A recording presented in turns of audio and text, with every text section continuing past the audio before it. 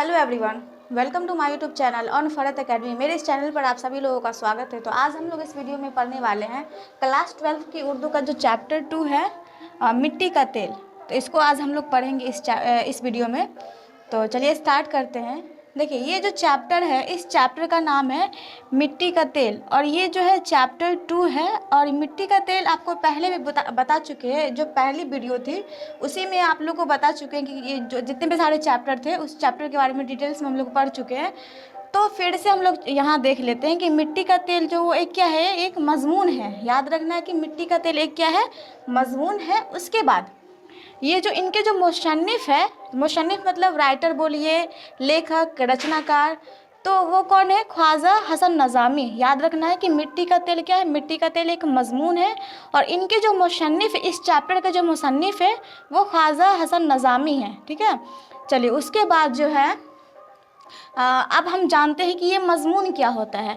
तो मजमून के बारे में पढ़ते हैं। देखिए, मजमून को इंग्लिश में हम लोग कहते हैं, आप लोग जानते होंगे कि मजमून को हम लोग इंग्लिश में ऐसे कहते हैं, ऐसे, और इसको हिंदी में निबंध कहते हैं। हर एग्ज़ाम में जितने भी लैंग्वेज वाले एग्ज़ाम होते हैं तो उसमें जो है एक मजमून 10 नंबर में या फिर 8 नंबर में वो पूछे ही जाते हैं। मतलब कि कोई सा भी टॉपिक हो आपको दे देगा कि बताइए उस पर जो है आपको 250 शब्दों में, 300 शब्दों में निबंध लिखना है, या फिर ऐसे इंग्लिश में दे देता है, उर्दू में उसी को हम मजमून कहते हैं। तो मजमून से तो आपको समझ में आए, लेकिन ये मजमून होता क्या है, मतलब इसका जो डिफिनीशंस होते हैं वो भी एग्ज़ाम में पूछे जाते हैं। तो याद रखिएगा कि मजमून के बारे में जानते हैं। मजमून क्या है? तो देखिए, किसी खास मौजू पर जो कुछ लिखा जाता है उसे मजमून कहते हैं। देखिए क्या बोला, किसी खास मौजू पर जो कुछ लिखा जाता है उसे मजमून कहते हैं। अब मौजू क्या होता है? मतलब कि विषय, कोई सा भी टॉपिक हो, उस टॉपिक पे जो हम लोग लिखते हैं। मान लीजिए कोई सा भी टॉपिक हो, बहुत सारे टॉपिक हो। बचपन में हम लोग क्या करते थे, जब पहले, दूसरे, तीसरे या 5वीं क्लास में होते थे तो बच्चे लोग को किस पे निबंध, जैसे गाय हो गया या फिर घोड़ा हो गया, कोई सा भी टॉपिक हो, जैसे जैसे हम लोग बड़े होते हैं हमारा टॉपिक चेंज होते जाता है। तो बहुत सारा टॉपिक है, जैसे उर्दू में बहुत सारा जो है मजमून बनते हैं। जिस तरीके से जैसे ईद पे कभी दे देता है एग्ज़ाम में, या फिर मुहर्रम पे, बहुत सारे ऐसे हैं। तो देखिए, इसीलिए कहा जाता है किसी का, मतलब वो एक खास टॉपिक होता है, उस टॉपिक पे जो लिखना होता है वही क्या होता है, मजमून होता है। अब देखिए, मजमून मुख्तसर भी होता है और तवील भी। आपको पहले बता चुके हैं, मजमून जो मुख्तसर भी होता है और तवील भी। मुख्तसर मतलब और तवील मतलब कि मजमून जो होता है वो छोटा भी हो सकता है और बड़ा भी होता है। जैसे बचपन में जो छोटे क्लास में उसका छोटा मजमून, मतलब कि 5 से 10 लाइन हो गए, या फिर जैसे जैसे हमारा क्लास बढ़ता जाता है वैसे हमारा मजमून में क्या होता है, मतलब बड़ा होता जाता है, तो उसी को हम बोलते हैं तवील। आगे है मजमून की कोई कैद नहीं, मतलब इसका कोई फिक्स नहीं रहता है कि आपको, मतलब कि मजमून की कोई कैद नहीं, मतलब ये पूरे एकदम हम जिस टॉपिक पे चाहे उस टॉपिक पे हम लिख सकते, इसका कोई लिमिट नहीं है। तो मजमून की कोई कैद नहीं। कायनात की किसी भी मौजू पर मजमून लिखा जाता है। दुनिया में बहुत सारे ऐसे टॉपिक है जिस पर हम क्या कर सकते हैं, मजमून लिख सकते हैं। तो वही कह रहा है कि कायनात के किसी भी मौजू पर मजमून लिखा जा सकता है। मजमून की कई किस्में होती है और मजमून बहुत सारे टॉपिक पे लिखा जाता है, उसके हिसाब से इसकी कई सारे किस्में भी होती है। इसका भी किस्म जो है वो फिक्स नहीं है, बहुत सारे किस्म हैं। तो देखिए, मसलन अदबी, मतलब एक बताया है कि अगर हम चाहे तो अदब पर भी लिख सकते हैं, असलाही, किसी भी चीज़ के सुधार के बारे में, या फिर माशरती, मतलब कोई सा भी परेशानी, मतलब जैसे एक तरीके से बेरोज़गारी होता है उसका। देखिए, मजहबी, हम मजहब को लेकर के लिख सकते हैं। मतलब इसीलिए कहा जाता है कि मजमून की कोई कैद नहीं, कायनात के किसी भी मौजू पर मजमून लिखा जा सकता है। तो फिर से एक बार यहाँ से देख लीजिए, मजमून किसी खास मौजू पर जो कुछ लिखा जाता है उसे मजमून कहते हैं। मजमून मुख्तसर भी होता है और तवील भी। मजमून की कोई कैद नहीं, कायनात की किसी भी मौजू पर मजमून लिखा जा सकता है। मजमून की कई किस्में हैं, मसलन अदबी, असलाही, माशरती, मजहबी वगैरह। तो ये मजमून हो गया। इसलिए ये पता है क्योंकि एग्ज़ाम में भी आपको पूछे जाते हैं, मजमून के बारे में बोल देगा आपको लिखने के लिए।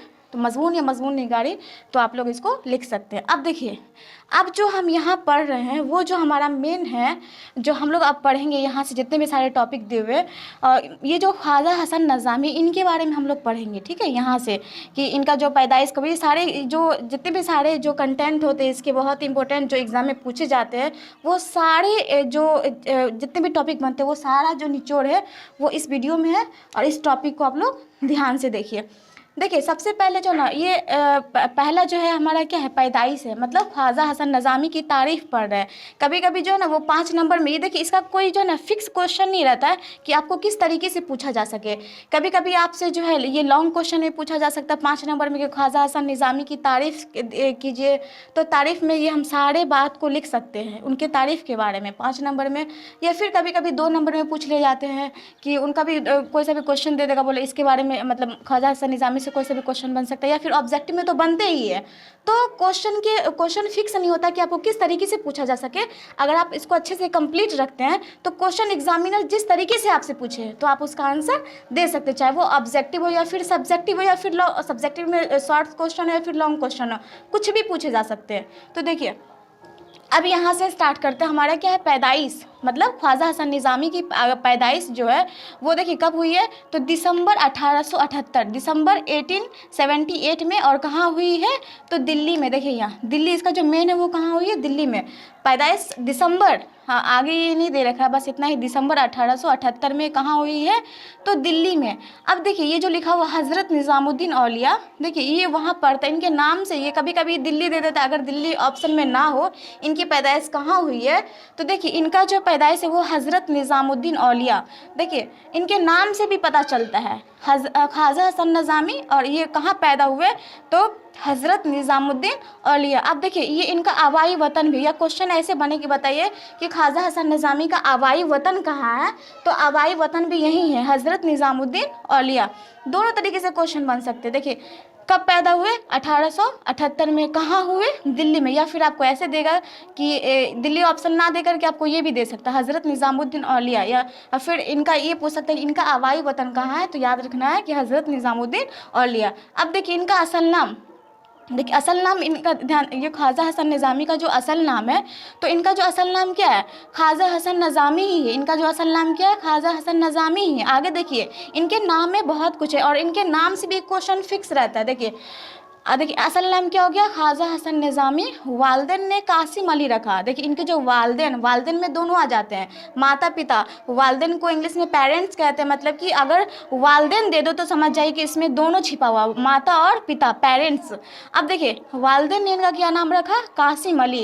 ये क्वेश्चन पूछा हुआ है, बार बार ये पूछे जाते हैं कि ख्वाजा हसन निज़ामी है, उनके वालदेन ने उनका क्या नाम रखा, तो याद रखना है कि कासिम अली। देखिए कितना हट के इनका नाम है, तो इसलिए याद रखना है कासिम अली। वालदेन इनका नाम क्या रखा, तो कासिम अली। आगे देखिए मामू भी जो थे इनके, वो इनको क्या कह के पुकारते थे, मामू जो थे अली हसन कह के पुकारते। देखिए अभी 3 नाम जान गए।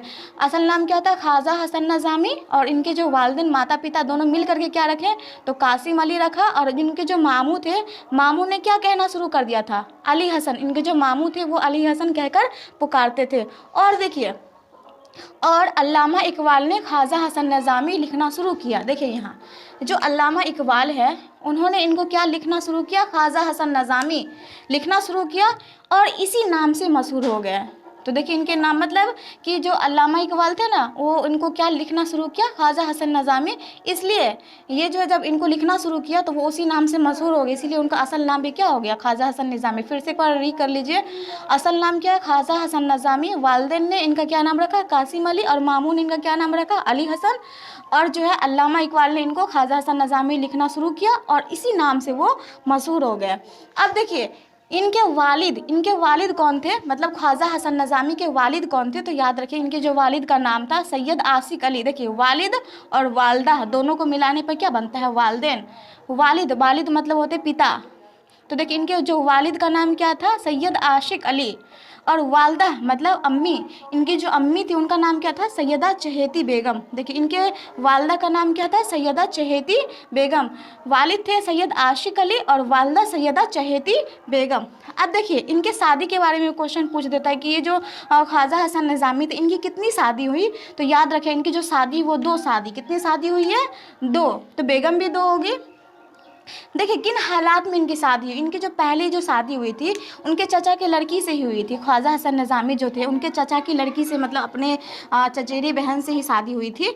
तो पहली बेगम का नाम क्या था? हबीब बानो। क्या नाम था? मतलब ख्वाजा हसन निज़ामी की पहली बेगम, मतलब इनकी जो पहली शादी हुई थी उनके चचा की लड़की हबीब बानो से शादी हुई। तो देखिए इनका जो है ना वो ज़्यादा दिन तक नहीं रह पाई, इनका इंतकाल हो गया। हबीब बानो का जब इंतकाल हो गया तो उनके उसके बाद जो उनकी जो शादी दूसरी शादी हुई सैयदा महमूदा बानो से। देखिए इनकी शादी दो शादी हुई।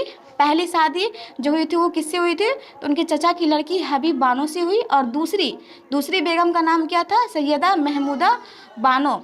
अब देखिए इनका शादी का हो गया। अब देखिए तशानीफ, इन्होंने बहुत कुछ लिखा भी है और तसानीफ से भी क्वेश्चन बनता है। देखिए तशानीफ में क्या है कि तसानीफ जो है इनका जो तसानीफ है नज़ामी बंशरी जो है ये क्या है? तो हज़रत निज़ामी औलिया की शुआ, मतलब इसमें जो निज़ामी बंशरी जो है वो हज़रत निज़ाम औलिया की शुआ के बारे में बताया गया। ठीक है, आगे है सी पारा दिल। ये अच्छे से आपको याद रखना है कि सी पारा दिल जो है वो बार बार एग्जाम में, कई बार एग्जाम में पूछे गए ये सवाल है कि जो है सी पारा दिल वो किन की तसनीफ है, मतलब ये किनका लिखा हुआ है। तसनीफ वही तसानीफ, तसनीफ की जमा तशानीफ, तो ये किनका लिखा हुआ है? तो याद रखना है कि सी पारा दिल जो वो ख्वाजा हसन निज़ामी का लिखा हुआ तसनीफ है।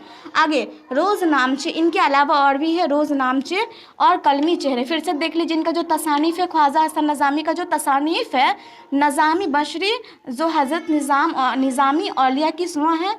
उसके बाद सी पारा दिल, रोज़ नामची और कलमी चेहरे। उसके बाद आते हैं देखिए लास्ट में इनका इंतकाल जो दे रखा है, इनका जो इंतकाल हुआ वो 31 जुलाई 1955। कहाँ हुआ ये नहीं दिया हुआ है। ये पैदा कब हुए? 1878 में दिल्ली में पैदा हुए और इनका जो इंतकाल हुआ वो कब हुआ? 1955 में। पैदाइश 1878 1878 और इनका जो इंतकाल जिसको हम वफ़ात भी कहते हैं, कहीं कहीं पे वफ़ात भी दिया रहता है। याद रखिएगा इंतकाल का बहुत सारे वर्ड हैं, वफ़ात भी दिए रहते हैं और कभी कभी वशाल भी दिए रहते हैं। तो इंतकाल, वफ़ात, वशाल इनका कहाँ कब हुआ? तो 31 जुलाई 1955। कहाँ हुआ ये नहीं पूछता, बस इसमें 31 जुलाई 1955 इनका इंतकाल हुआ। अब जो ये देखिए ये अलग से जो क्वेश्चन लिखे हुए हैं ये भी पूछे गए क्वेश्चन है। देखिए ये क्वेश्चन क्या बनता है कि मुशव्विर फितरत और मुशव्विर गम, ये क्वेश्चन जो बनता है कि मुशव्विर फितरत ये किनको कहा जाता है, मतलब किस नसर निगार को? तो याद रखना है कि ख्वाजा हसन निज़ामी को मुशव्विर फितरत कहा जाता है। याद रखिए कि मुशव्विर फितरत किसको कहा जाता है? तो ख्वाजा हसन निज़ामी को। और यहाँ देखिए सेम है मुशव्विर गम, यहाँ फितरत है और ये गम, मुशव्विर गम से क्वेश्चन बने तो राशिदुल खैरी। याद रखना कि मुशव्विर फितरत किनको कहा जाता है? तो ख्वाजा हसन निज़ामी को। और मुशव्विर गम किनको कहा जाता है? तो राशिदुल खैरी। अब देखिए ये पूछिए कि मुशव्विर फितरत और मुशव्विर गम क्या होता है? तो याद रखना है कि ये लक़ब है। क्या होते हैं ये? लक़ब। ये कवायद में पूछे जाते हैं कि लक़ब क्या होते हैं। इससे पहले आप लोग को हम तखल्लुस भी बता चुके कि तखल्लुस क्या होते हैं। एक बनता है कि तखल्लुस, अब जब हम लोग कवायद पढ़ेंगे तो वहाँ पता चल जाए, लेकिन फिलहाल हम लोग थोड़ा कुछ जो बेसिक चीज़ें उसको जानते हैं। यहाँ पे क्वेश्चन है इसीलिए आपको बता रहे हैं कि तखल्लुस जैसे हम लोग पढ़ चुके हैं इससे पहले कि तखल्लुस वह नाम जो शायर अपने कलाम में इस्तेमाल करता है, मतलब वो उसी नाम से पहचाने जाते हैं। जैसे मैं क्या एग्जाम्पल में, जैसे असदुल्ला खां गालिब, इसमें पूछे कि बताइए तखल्लुस क्या है? तो याद रखना कि इनका जो तखल्लुस था वो गालिब है। और अशद भी तखल्लुस है। इनका दो तखल्लुस है, मतलब कि वो से अगर अशद बोले तो समझ जाइए कि असदुल्ला खां गालिब, या फिर गालिब बोले तो समझ जाइए कि इनका ही नाम असदुल्ला खां गालिब। इनका दो तखल्लुस था। पहले वो अशद तखल्लुस करते थे, ये जो गालिब है वो पहले असद तखल्लुस करते थे, बाद में वो क्या करने लगे थे? गालिब करने लगे थे। तो इस तरीके से ये तखल्लुस हो गया। उसी तरीके से लक़ब भी पूछे जाते हैं। तो लक़ब क्या होता है? तो देखिए तखल्लुस मतलब जो शायर अपने कलाम में इस्तेमाल करता है उसी नाम से वो पहचाने जाते हैं, वो तखल्लुस होते हैं। जैसे आपको एग्जांपल भी दे दिए। अब देखिए लक़ब क्या होते हैं? तो लक़ब आपको याद रखना है कि जो कोई भी इंसान हो, अगर वो उनके अंदर कोई खूबी हो, तो खूबी या फिर बड़ाई की, मतलब कि उनको आवाम की तरफ से ये नाम मिलता है। आवाम की तरफ से मतलब वो कुछ अच्छा करते हैं तो उनके जो आवाम होते हैं वो उसी नाम से उनको पुकारते हैं, तो वही क्या होता है? लक़ब। मतलब जो लक़ब जो होता है वो नाम किन की तरफ से मिलता है? तो याद रखना है कि लक़ब जो होते हैं वो जो नाम मिलते हैं वो आवाम की तरफ से मिलते हैं। इनको आवाम की तरफ से ये कुछ अच्छा करते हैं, उनके बदले उनको इस नाम से पुकारा जाता है, तो उसे क्या बोलते हैं? लक़ब कहते हैं। और तखल्लुस जो शायर अपने कलाम में इस्तेमाल करता है, मतलब उसी नाम से वो पहचाने जाते हैं। तो दोनों में आपको अंतर भी समझ में, डिफरेंस भी समझ में आया होगा। और याद रखना कि मुशव्विर फितरत ख्वाजा हसन निज़ामी को कहते हैं और मुसव्विर गम राशिदुल खैरी।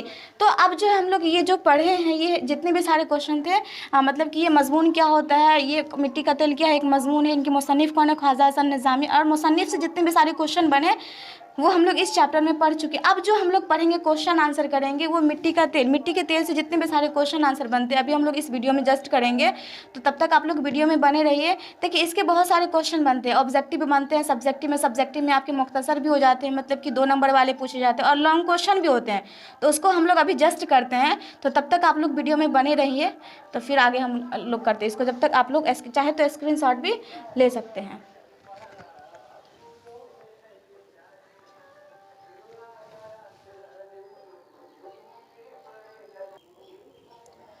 तो जो अब हम लोग इसका जो है क्वेश्चन आंसर कर रहे हैं। मिट्टी का तेल जो है ख्वाजा हसन निज़ामी, इनका जो मुख्तसर सवालात है, मारोजी सवालात है, जो इसके ऑब्जेक्टिव क्वेश्चन बनते हैं। देखिए किस तरीके से बनते हैं। पहला क्वेश्चन है, ख्वाजा हसन निज़ामी की सन पैदाइश क्या है, मतलब ये कब पैदा हुए, तो हम लोग पढ़ चुके हैं 1878 ईस्वी में। दूसरा क्वेश्चन है, वालिदैन ने ख्वाजा हसन निज़ामी का नाम क्या रखा था, तो ये भी हम लोग पढ़ चुके हैं, कासिम अली। और मामू जो थे वो क्या रखे थे, तो मामू जो रखे थे वो अली हसन रखे थे। और अल्लामा इकबाल ने इनको क्या कहना शुरू किया था, तो ख्वाजा हसन निज़ामी, और वो उसी नाम से क्या हुए, मशहूर हुए। चलिए इसका जो तीसरा क्वेश्चन है, उन्हें ख्वाजा हसन निज़ामी लिखना किसने शुरू किया। देखिए अभी जस्ट बताया, उन्हें ख्वाजा हसन निज़ामी लिखना किसने शुरू किया, तो अल्लामा इकबाल ने। चलिए इसका जो अगला क्वेश्चन, देखिए इसका जो चौथा क्वेश्चन है, ख्वाजा हसन निज़ामी की किताब का नाम बताइए। तो देखिए किताब का नाम या वही तसानीफ़ जो होते हैं, सी पाड़ा दिल कई बार एग्ज़ाम में पूछे भी जाते हैं। और इनके अलावा भी आपको बता चुके हैं कि जो है इनका और भी जो तसानीफ़ हम लोग पढ़ चुके हैं, सी पाड़ा दिल हो गया, रोज़ नामचे, या फिर कलमी चेहरे।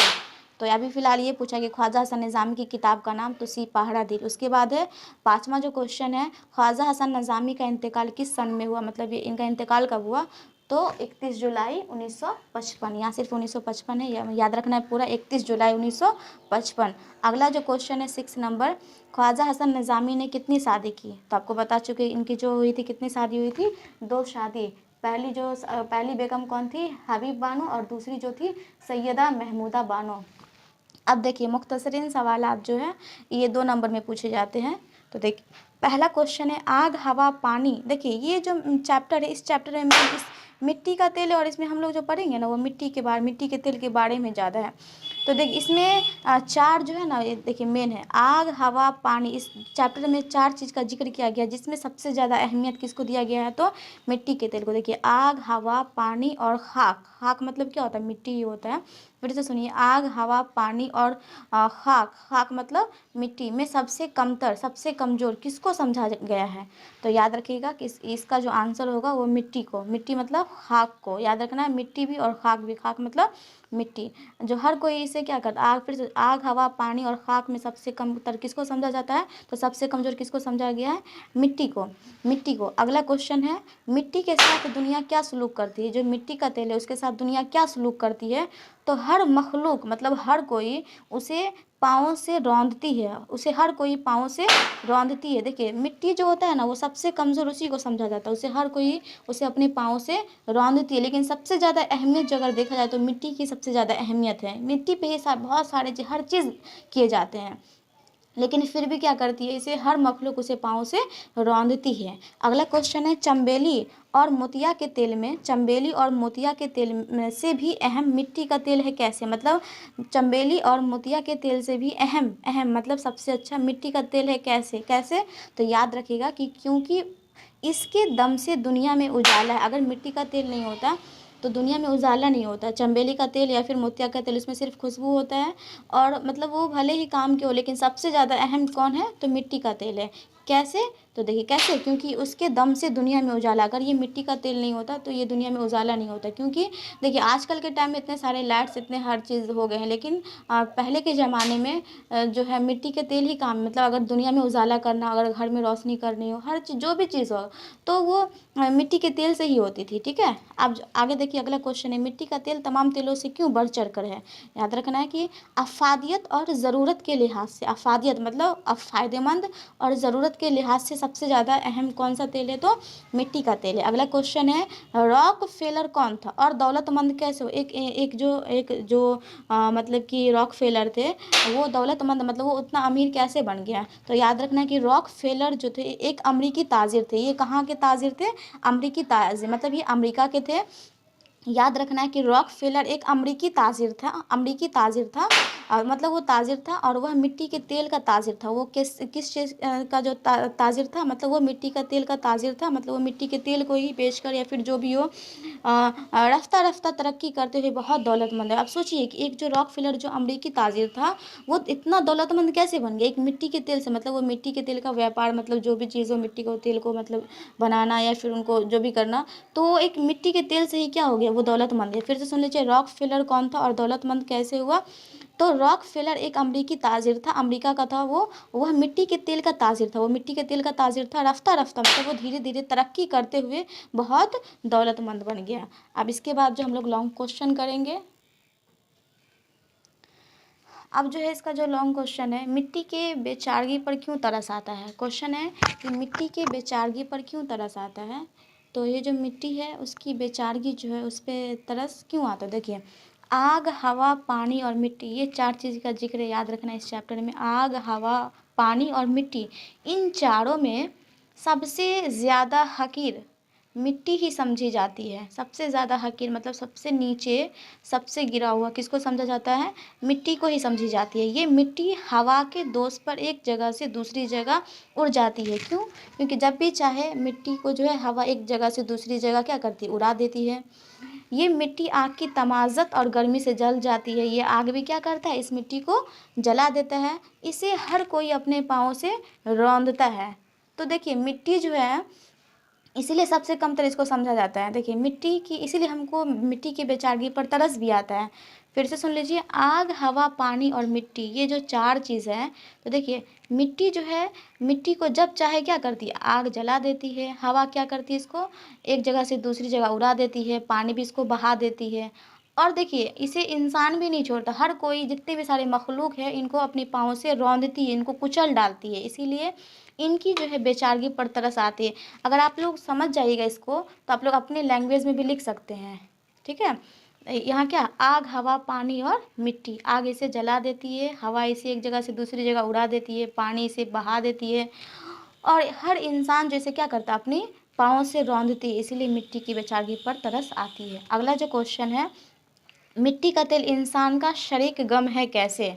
मिट्टी का तेल इंसान का शरीक गम है कैसे? याद रखना, शरीक गम मतलब उनका गम बांटने वाले। जैसे एक बीवी होती है तो बीवी को क्या बोलते हैं? शरीक हयात। मतलब वो क्या करती है? अपने जो शौहर है उनका हमेशा ज़िंदगी भर उनका वो गम बांटती है। उसी तरीके से ये जो मिट्टी का तेल है वो भी क्या है? इंसान का शरीक गम है। तो कैसे है ये पूछ रहा है सवाल में। तो इसका जो जवाब है, मिट्टी का तेल इंसान का शरीक गम ऐसे है कि ये हर तबके की मदद करता है। तबके मतलब हर कास्ट की, हर जाति। ये कोई जाति नहीं देखते हैं कि हिंदू है, मुस्लिम है या फिर कोई भी हो, या अमीर हो, गरीब हो, तो बच्चे हो या बूढ़े हो, मतलब ये कोई तबका नहीं देखते। हर किसी की ये मदद करते हैं मिट्टी का तेल। तलबा के लिए, जैसे एक स्टूडेंट हो, तलबा के लिए रोशनी फराहम करता है। पहले के टाइम में लाइट, बिजली नहीं होती थी, तो उस टाइम में बच्चे लोग जो पढ़ते थे तो वो किससे पढ़ते थे? तो इसी मिट्टी के तेल से अपना फिर डिबिया हो या फिर लालटेन जला करके जो भी चीज़ हो, तो उसे वो क्या करते थे? रात के टाइम में पढ़ते थे। मतलब तलबा के लिए रोशनी फराहम करता है। ज़ईफ़, लाचार, मजबूर, बेकस और बेबस को ठोकरों से बचाता है। मतलब अगर रात के समय में जो बूढ़े लोग हुआ करते थे या फिर जो लाचार हो किसी वजह से, वो बीमार हो या फिर जो मजबूर हो या फिर बेबस हो, वो रात में क्या करते? ठोकरों से बचाता था। ठोकरों से बचाता मतलब अगर रोशनी रहता तो वो लोग को चलने में आसानी होती थी। इसी तेल की रोशनी में चोर चोरी भी करता है। देखिए यहाँ जो चोर होता है ना, इसी रोशनी की वजह से क्या करता है? चोर चोरी भी करता है और इसी रोशनी की वजह से पुलिस जो है वो चोर को पकड़ती है। मतलब देखिए, चोर जो चोरी करता है वो इसी रोशनी की वजह से, और जो चोर को पकड़ने में काम आता है। मतलब अगर पुलिस जो चोर को पकड़ती है तो इसी रोशनी की वजह से ही पकड़ती है। गोया रात के अंधेरे में मिट्टी का तेल इंसान का शरीर गम बन जाती है। तो देखिए, रात के टाइम में कितना काम आता है। जो स्टूडेंट होते हैं उनके लिए रोशनी फराहम करता है, रोशनी देता है। जो बूढ़े होते हैं, लाचार होते हैं, उनको चलने मतलब ठोकर खाने से बचाता है। इसी इसी तेल की रोशनी में चोर चोरी भी करता है और इसी रोशनी की वजह से पुलिस जो वो चोर को पकड़ती भी है। तो सोचिए इतने सारे मतलब कि इतने सारे मदद जो होते हैं वो कौन करते हैं, मिट्टी का तेल। तो इसलिए जो है कहा जाता है कि मिट्टी का तेल इंसान का शरीर गम है। अगला क्वेश्चन देखिए, इस तरीके से आप लोग अगर समझ के पढ़ते हैं ना तो आपको याद रखना, मतलब याद करने की ज़रूरत नहीं पड़ेगी। अभी आप लोग क्लास में इसको अच्छे से समझ के पढ़िए तो आपको याद नहीं करना पड़ेगा, आप लोग समझ समझ के अच्छे से पढ़िए, ठीक है।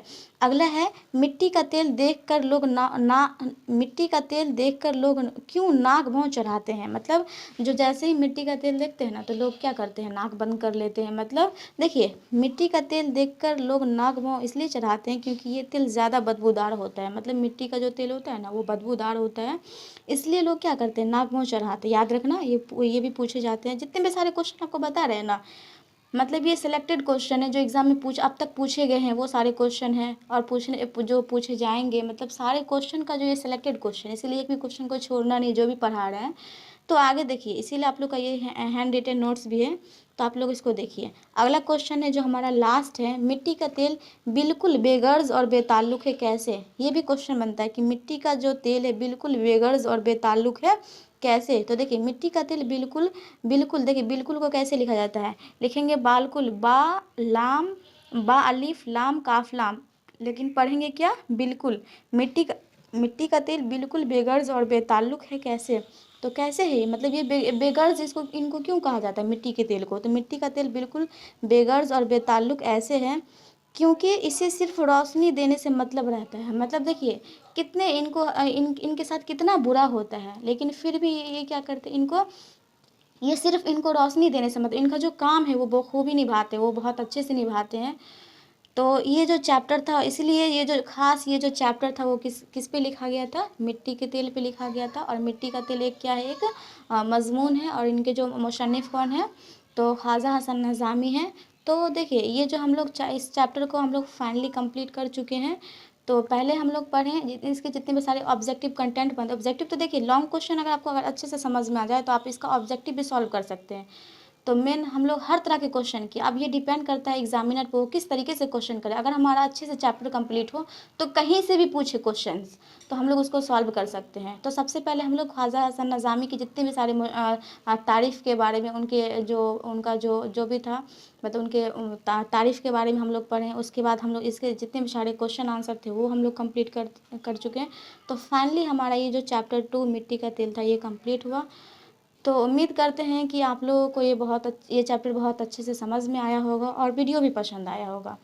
तो चलिए, वीडियो पसंद आया तो आप लोग लाइक कर दीजिए, बाकी लोगों में शेयर भी कर दीजिए। ये अगर आप इस चैनल पर पहली बार आए हैं तो इस चैनल को सब्सक्राइब भी कर लीजिए ताकि आने वाले जितने भी वीडियोज़ हैं सभी के नोटिफिकेशन सबसे पहले आप तक पहुँचे। तो चलिए फिर मिलते हैं नेक्स्ट वीडियो में, तब तक के लिए टेक केयर, जय हिंद, खुदा हाफिज़।